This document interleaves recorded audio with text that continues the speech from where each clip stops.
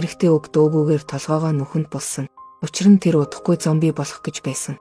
Зөвхөн ингэснээрээ тэр хайртай охиноо идэхгүй. Энэ төрлийн амиа хорлолтыг зомби амиа хорлолт гэж нэрлэдэг. Энэ нь өөрийгөө зомби болсны дараа бусдыг хазахаас сэргийлэх арга юм. Аз болоход удалгүй аав нь ухаан орж эхэлсэн. Түүний одоо хийх ёстой зүйл нь аль болох хурдан сайн гэр бүл олох. Охиноо тэдэнд даатгах. Гэвч тэр удаан алхсан. Замдаа амьд хүн олж чадаагүй. Шатсан цогцос биш. Эсвэл зомби болсны дараа амиа хорлсон хүн. Эцэст нь нар жаргахаас өмнө эрэгтэй охиноо үүрээд тусламжийн төв болсон. Тэр энд нэг шөнө сайхан амарна гэж бодож байсан. Гэвч гарч хідэн бариад орж ирэхэд энд бас нэг сувлагч байгааг олж мэдсэн. Түүнийг зомби болсон эхнэр нь хадсан гэдгийг мэдээд сувлагч яаралтай юм гаргаж ирээд түүний шархыг имчилсэн. 500 лий дотор зөвхөн тэр л амьд хүн гэж сонссон. Эрэгтэй хүн охиноо түүнд даатгахыг хүссэн. Гэвч энэ бодлоо тэр хурдан няцаасан. Учир нь тэр шөнө унтах гэж байхдаа сувлагчийн урт ус үнэндээ хиймэл ус гэдгийг мэдсэн. Түүний толгойн судас товоож байгааг харсан. Мөн эм ууж байсан.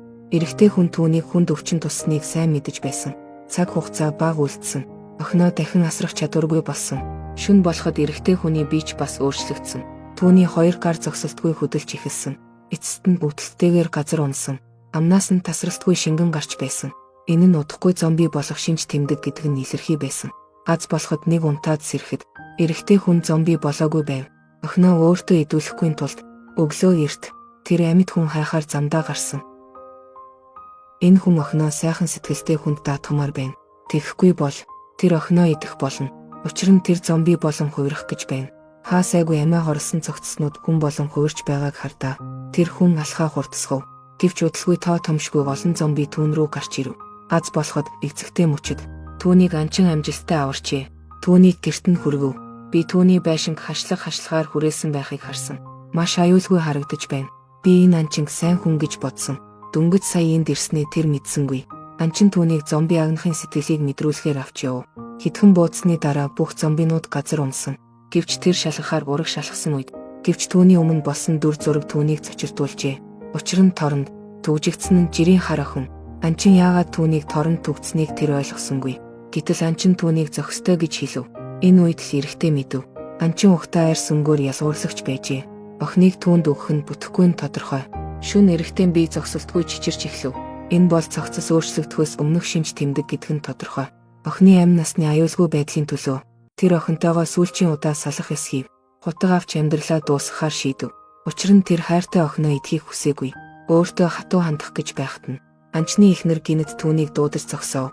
Судасны дараа мэдэв. Эмэгтэй анчны эхнэр биш. Харин энд анчны хоригдол болсон дөрөвч. Тэр эрэхтэйг өөрийгөө гаргаж чадна гэж найдаж байв.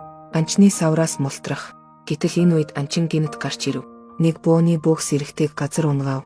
Тэр сэрэх үедээ тэр аль хэдийн авраг төмөр торонд төвжигдсэн байлаа. Харин түүний хажууд өмнөх хар арьс охин байв. Өөрийгөө зомбины оройн хоол болох гэж байгааг харж байлаа. Эрэхтэй бүх хүчээ шавхан төмөр цоожийг онгойлгож чадлаа. Гэртээ буцаж очиод эмэгтэйг аварлаа. Тэд зүгтах гэж байхад анчин гинэт буудлаа. Эмэгтэй эргэлзэлгүйгээр эрэхтэйг хамгаалж авлаа. Учир нь эрэхтэйд хийх зүйл байсан. Бодох завгүй. Эрэхтэй охиныг дагуулan яарвчлан зүгтлаа. Анчин араас нь шаргуу хөөж байлаа. Аз болоход тэд эцэст нь агуйд амжилттай нуугдлаа. Ингиж аюулаас мултарлаа.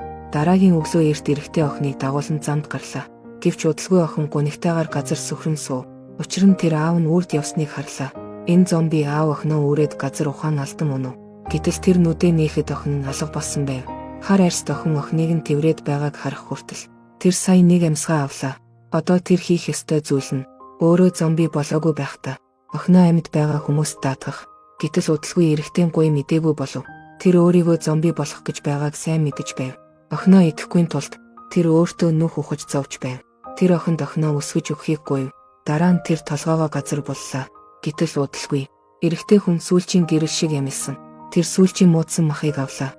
Модон саваанд уяад ингээд муудсан мах үнэрлэн ураг шалхав. Хэр удаан алхаснаа мэдэхгүй. Эрэхтэй хүн эцэст нь овгийнхоо нутагт хүрэв. Овгийнх нь тэднийг зомби гэж боджээ. Гэтэл түүний нуруунд дээр хоёр хүүхэд байгааг хараад тэд хэсэг зуур дуугүй болов.